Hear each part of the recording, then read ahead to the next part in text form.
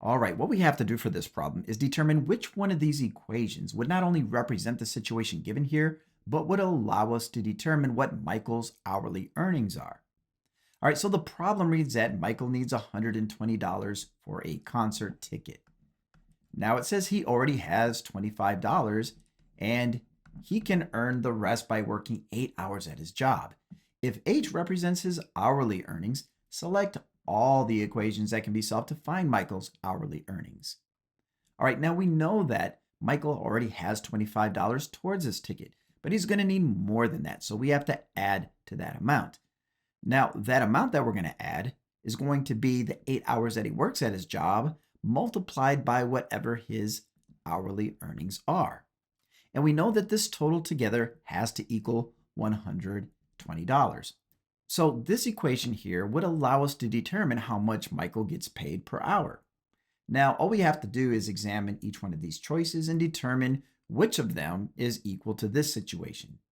Now, if you take a look at this first option here, at first glance, it may not look like it is the same equation, but it actually is.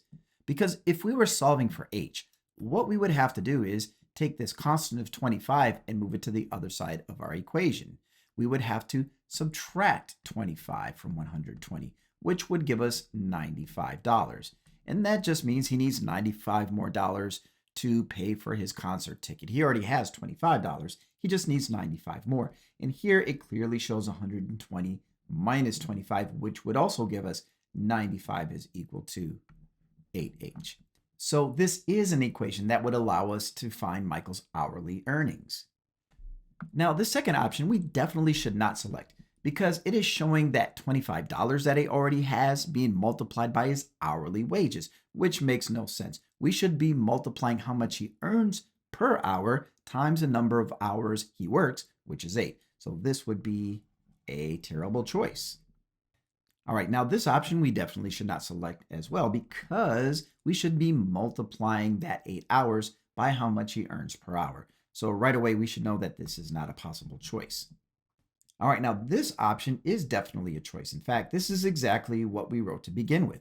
We had our 120, which is the total he needs for the ticket, is equal to the $25 that Michael already has, being added to how much he earns at his job for the 8 hours that he works at his job.